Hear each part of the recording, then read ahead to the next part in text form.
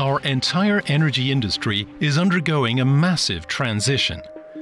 The existing centralist supply system, with just a few generators and a large number of consumers, is being broken down step by step to create a decentral system. Already, more than half of the electricity generated in Germany comes from renewable sources, and this trend is increasing heavily.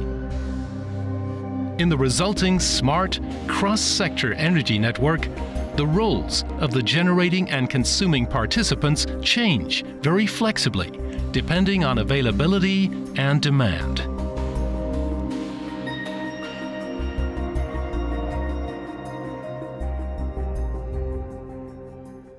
Hello and welcome to the final panel discussion of the Energy Security Forum 2022, held by the Energy Club, which is a leading Ukrainian business community that brings together companies in the Ukrainian energy market and creates opportunities for communication between its stakeholders.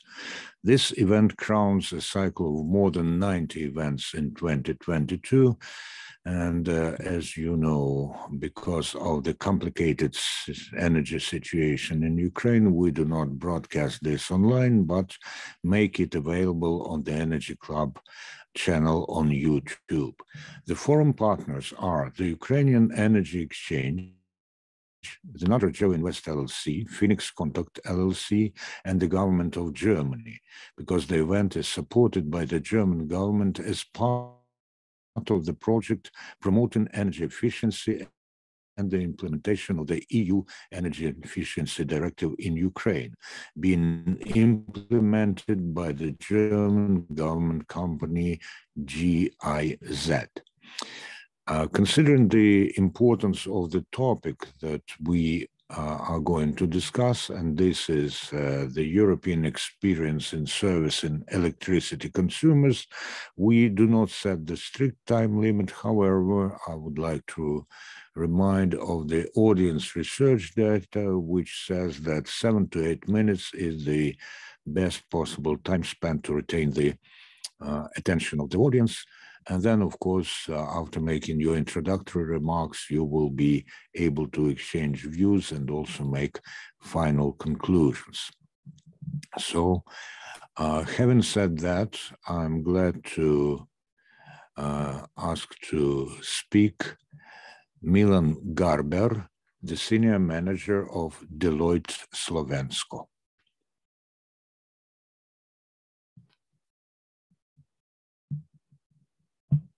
Good afternoon. Thank you very much for opportunity to speak at your conference. First of all, I would like to express my big sympathy to the people of your country. I know that a large part of energy infrastructure of Ukraine has been damaged by devastating attacks, and I hope this situation is going to be resolved as soon as possible, because I realized that the subject of my brief presentation might be very distant from the problems people in Ukraine are facing right now. No, because we want to use your experience and advice after all this finishes with Ukraine's victory. So you are very timely, and we hope will be very useful. Thank you very much. I actually prepared a couple of slides, and one thing took me by surprise, which is the timing of the conference. I didn't realize we have a 1 hour time difference, so I was expecting it a little bit later. So the slides, I don't know if I can share my slides. Probably not. If you can share your screen, then yes, if you have presentation, you can share it. Okay. Then give me a second.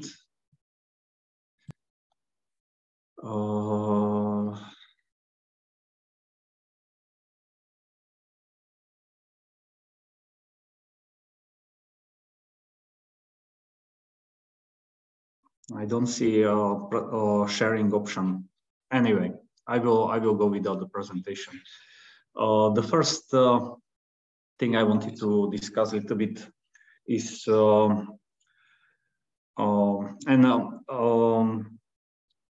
is actually the first consideration, which is very important, that energy equals to economy. And actually, I have a graph, and I can send you later the links, which you can share maybe in our YouTube channel from our world in data, which actually shows the correlation of GDP per capita versus energy usage in the world. It's quite interactive and very interesting data, but basically the basic conclusion you can reach is that there is a direct correlation between the energy usage and the GDP. In other words, the more energy is used by the particular country, the higher the GDP is. There are small exemptions in these rules, but they can be always explained by different circumstances.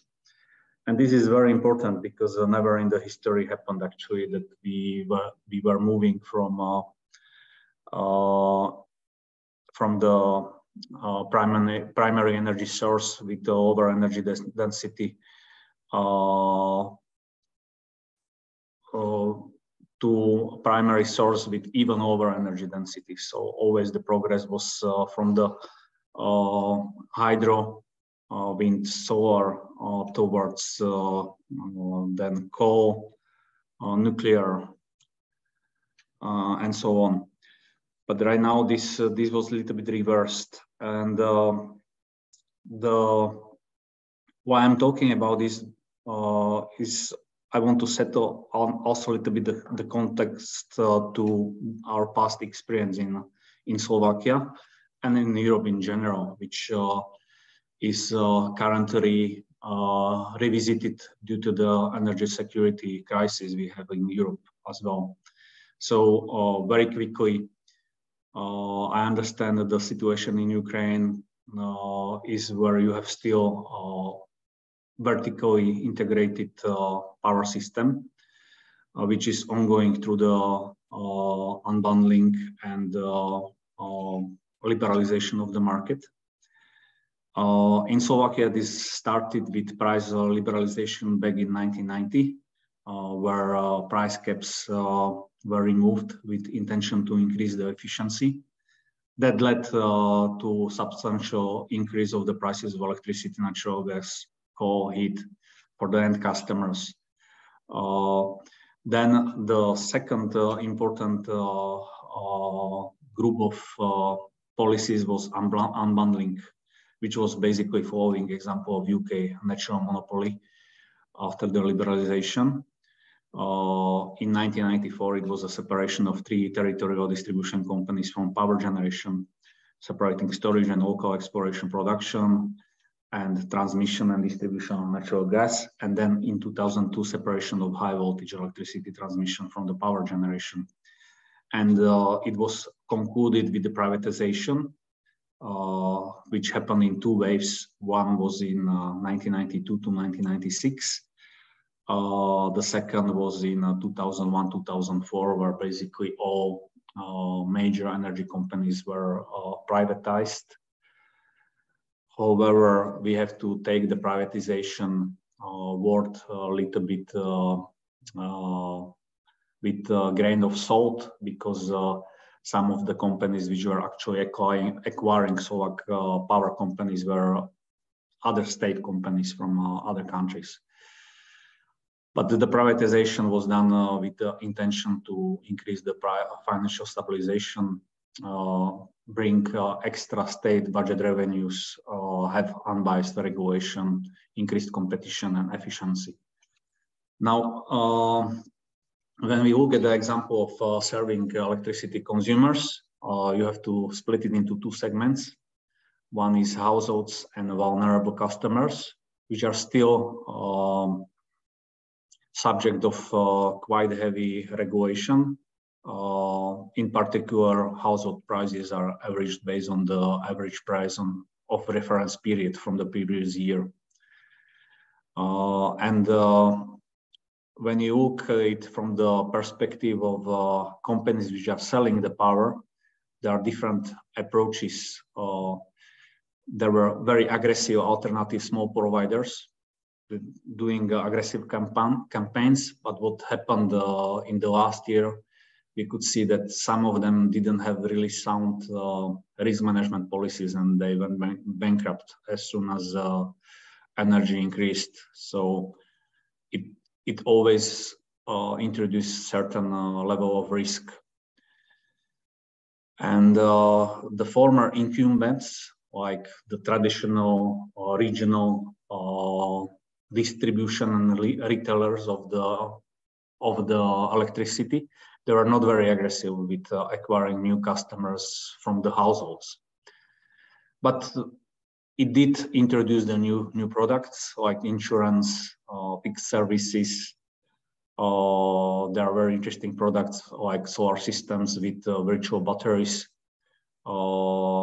However, there is still a big question whether the liberalization really brought the expected results and efficiency for the end customers.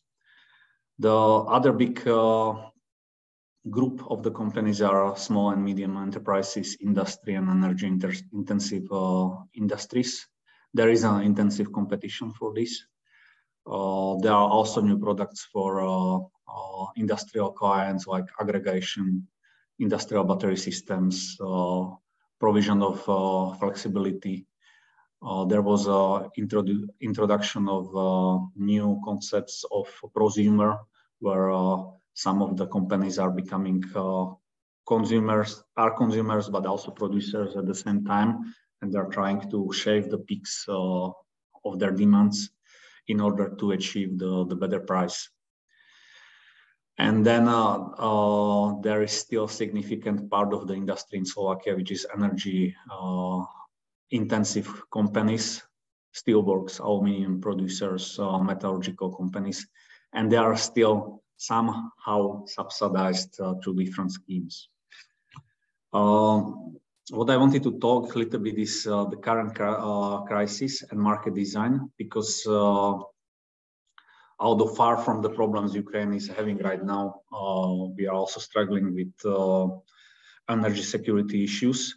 And actually, there is a realization of the problems. And even Ursula von der Leyen on her State of the Union expressed or announced deep and comprehensive reform of the electricity market in her State of the Union speech a couple of weeks ago. And back in April, the European regulator ACER published a document called Final Assessments of the EU Wholesale Electricity Market Design, because this has heavy impact also on the customers. And what we actually see is that what needs to be reformed is merit order curve pricing mechanism. Because as you know, this pricing mechanism is basically ordering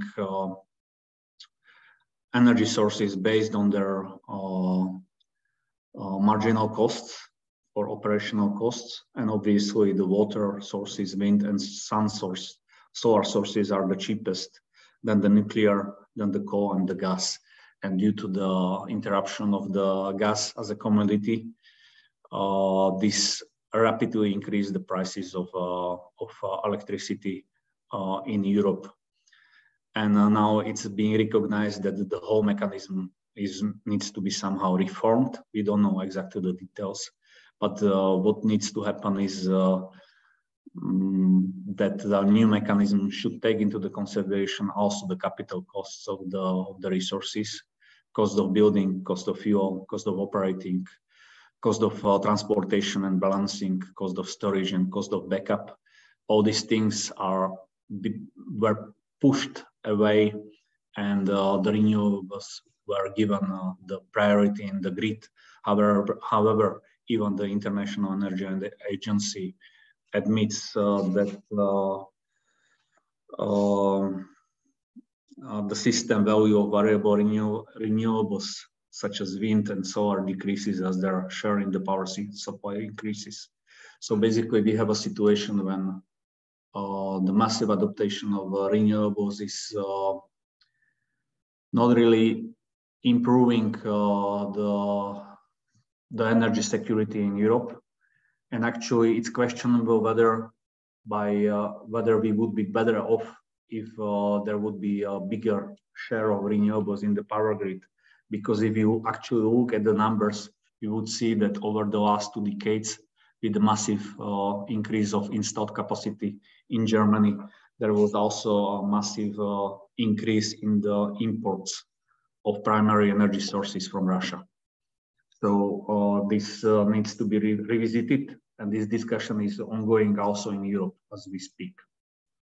So I would like to leave it here, and I'm looking for the discussion in the panel. Thank you very much. Thank you very much, Mr. Garbiar. And we are also interested in some other practical aspects of service and energy consumers in energy customers in Slovakia. In particular, if you could share the cost of joining a new customer to the grid and whether you have to obtain permits from authorities in order to develop the electricity grid. What's the situation? Because this, and also when developing the grid in our country, we face quite a lot of problems with land ownership and all this. What about Slovakia? Well, it is issue everywhere. The process is quite streamlined, and it depends whether you are a household or whether you are an industrial client.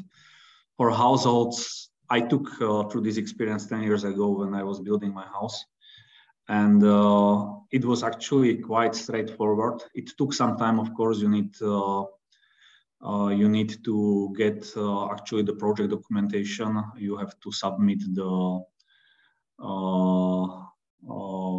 request to connect to the grid, then your documentation and the request is being reviewed, and depending whether you are in the territory where you are covered with the grid, it can be very straightforward.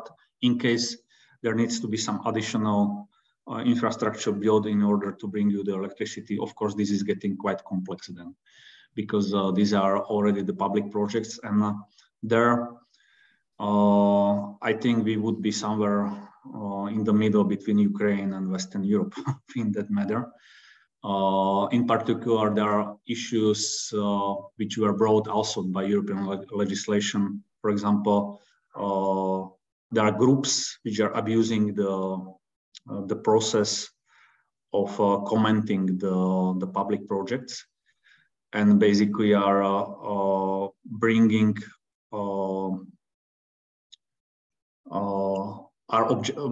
their objections in a way that you see that they are almost blackmailing the investors. So this is issue here as well. There is a case of one particular person in Slovakia, which was addressed even by the Minister of Economy 2 years ago. So some of the things are abused, but in general, I think the principle of you should always take into the mind the private property rights anyway, and the rule of law is also very important. Of course. Now that you mentioned that you experienced some problems and got some experience when building your own house without inquiring about the size of your house, maybe you know how much approximately would the joining of a house of, let's say, 150 square meters cost? Well, it was not very expensive.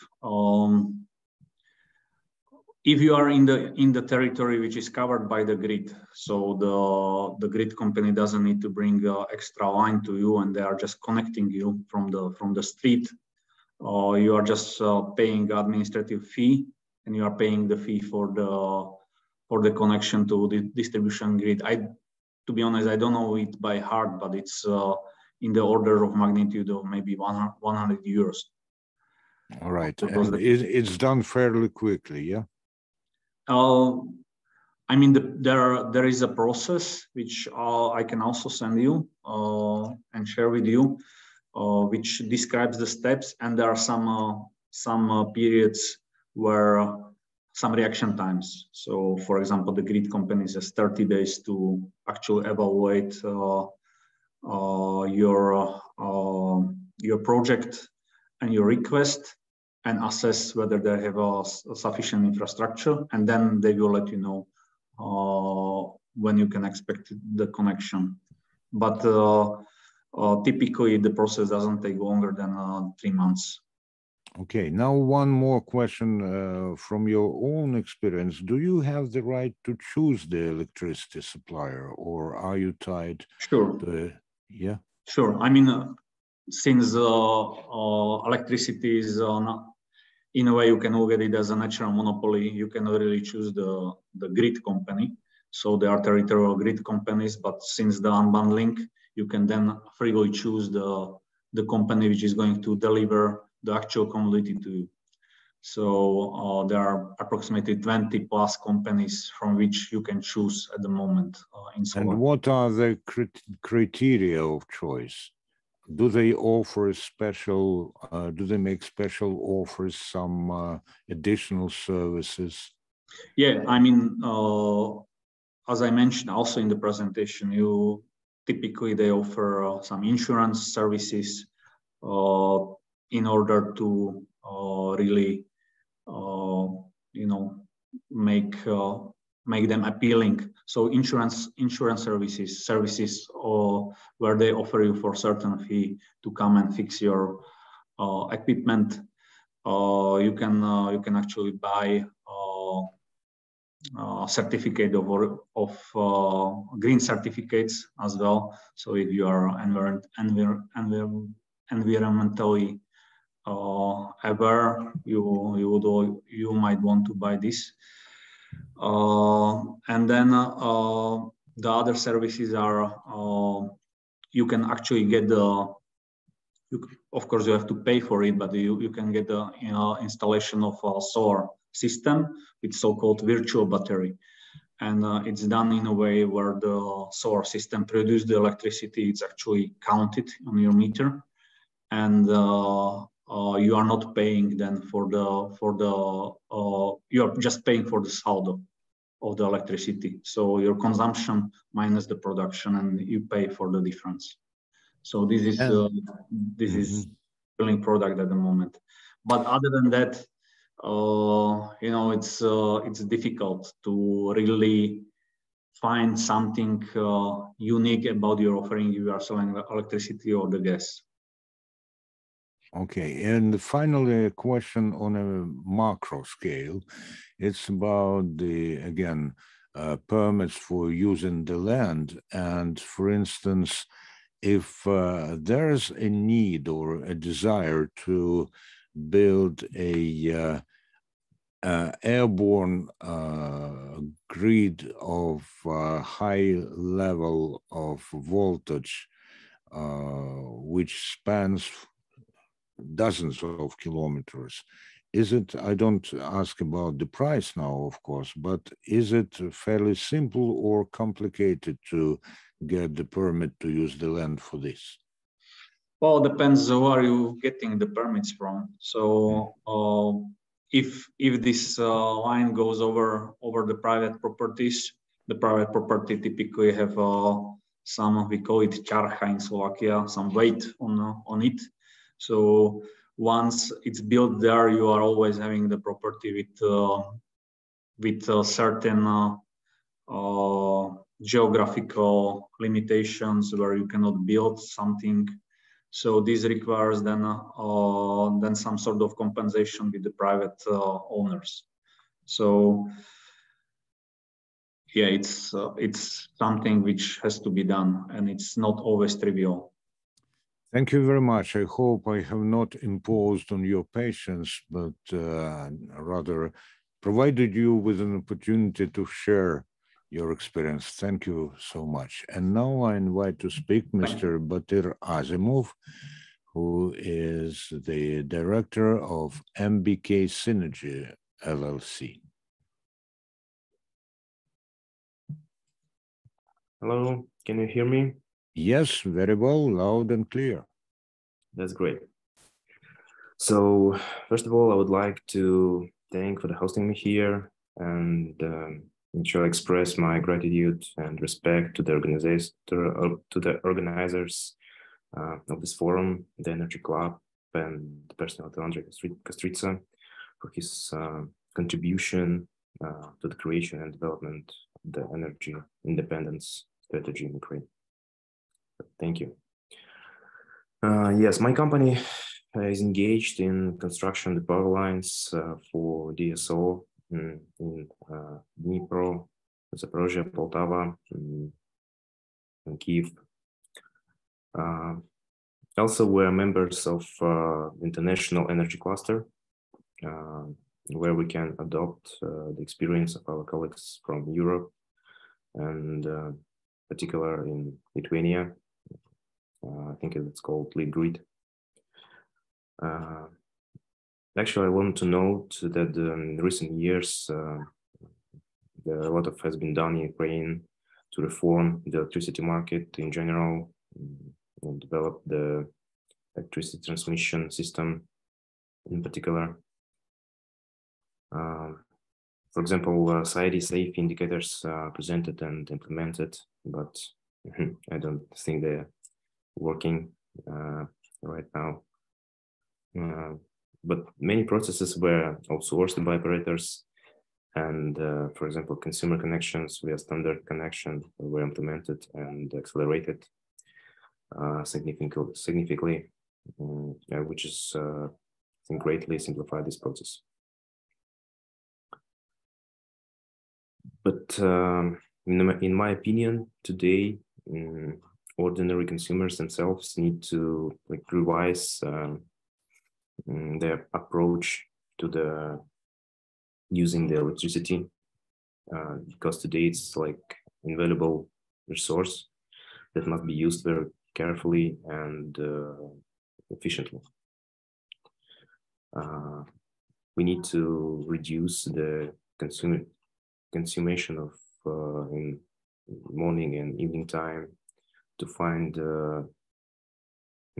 equipment to stay out of electricity for not hours, even days for today. And these are main problems that we need to find a way how to struggle with for nowadays. But generally, I think we do have enough experienced human resource to develop the new way to interoperate during this new stage of energy system creation. Thank you. Thank you very much, Mr. Azimov, for sharing your thoughts with us. And now I am pleased to give the floor to Mykhailo Ilnytskyi, who is chairman of the board of joint stock company Chernihivoblenergo. Thank you. My best congratulations to all participants of this meeting during today's difficult time in our country. Thank you for the invitation and opportunity to take part in this conference. Yes, my presentation, my words will be a little bit different from the previous speakers because situation here in Ukraine is very, very difficult now. I'm giving a little description about my company. I'm a CEO DCO Chernihivoblenergo, one of the energy distribution company in the northern part of Ukraine, were among the first companies which suffered greatly with the beginning of Russian unprovoked military aggression from February till April this year. More than 900 objects for our enterprise in the territory of Chernihiv region were damaged, which more than 130 objects are completely destroyed. This includes power lines of different voltage levels, transformer substation, and other infrastructure of the company. But as we know, these damages were more accidental than intentional. But now we have completely different situation. For more than 1 month, intensive shelling of the civilian energy infrastructure of Ukraine has been ongoing. A significant part of electrical equipment of TCO, Ukrenergo, and generation companies has been destroyed, which has led to the permanent limits for DCOs on the consumption of electrical energy. This in turn leads to the mass dissatisfaction of population and financial losses of other consumers like small entrepreneurs and big firms, which is what our enemy is trying to achieve. This week, for the first time in the history of our state, a blackout happened for which we had been preparing for a long time. Indeed, the situation is quite difficult. Even now, Chernihiv region was one of the many regions of Ukraine that was completely without power for more than 10 hours. And even now, more than 36 hours after power was restored, more than 50% of consumers are still without electricity. Also, our company is object of constant cyber attacks from the enemy in order to prevent us from functioning normally and fulfill our task for consumers. Thus, during October, we had to stop the work of our staff and our servers for almost 1 week in order to fully recover from another cyber attack. And only with the help of the security service of Ukraine, we were able to eliminate the problem. Also, in addition, until today, our overhead power lines and substation in the northern part of our region are under constant shellings. Just this week, one of the 35 kilovolt substation was completely damaged.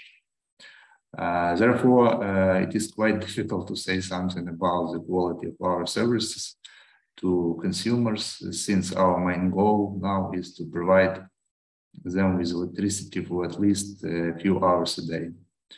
If, after all, we talk about the future, about life after the war, then I would suggest to significantly rethink the principles of reconstruction and construction of electrical grids in the post-war period, taking into account the fact that we have such neighbors and there is nowhere for us to escape from this.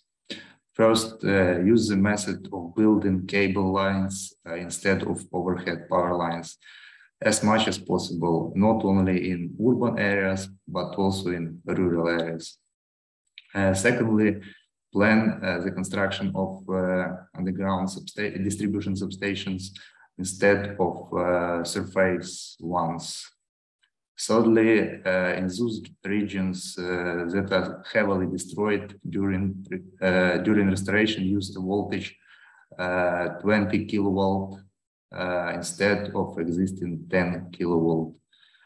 And last but not least, review the feasibility of restoration electrical networks in the certain region, taking into account the presence of consumers there after the end of the hostilities.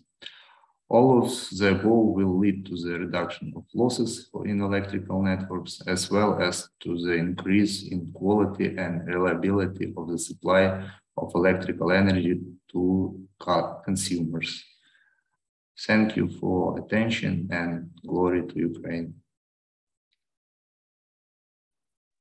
Glory to the heroes, Mr. Ilnytskyi, and among those heroes are, of course, people who work in the energy sector. As you may presume, I, being in Kiev, also am subject to some, mildly, to put it mildly, some restrictions in the use of electrical energy. Still, we have some, at least at work, and that's why I'm talking to you from the studio of my radio, not from any other place. Here we have the supply.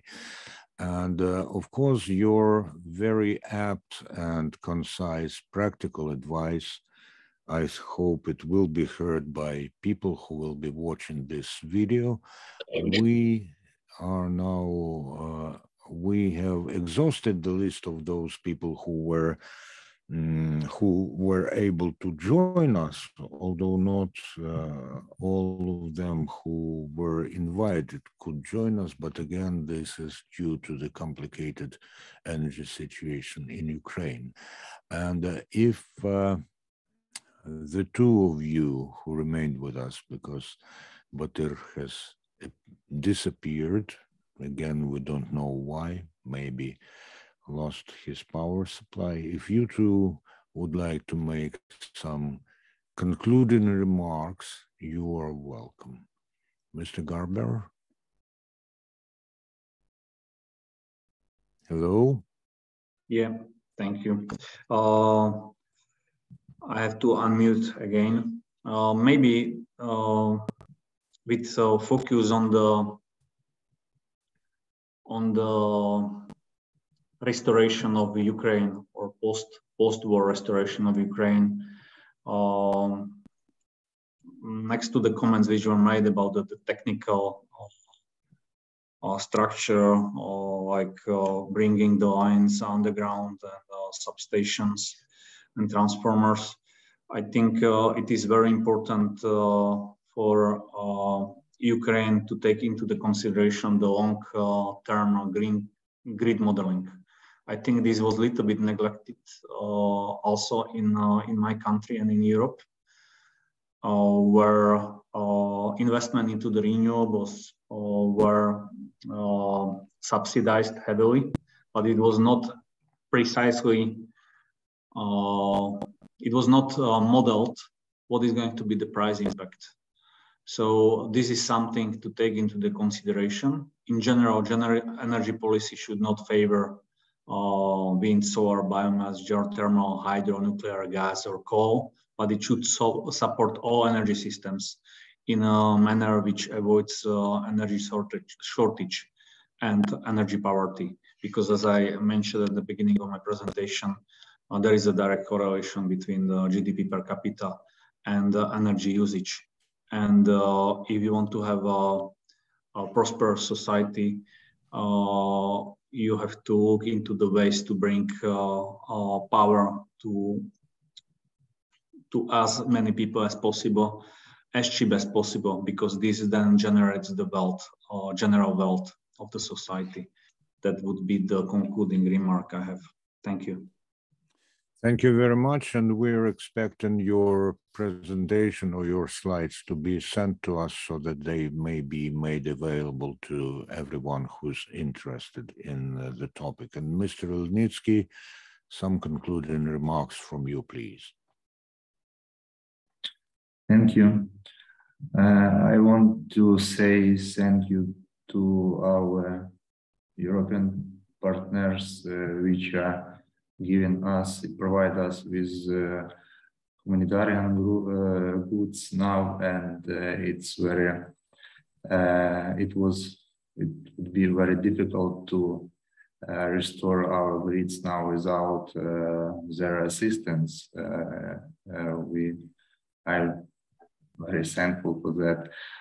Also, we are dreaming about the restoration grids after the war, and we will try to use all best practices of Europe and also whole world in our restoration and rebuilding of our grids after the war.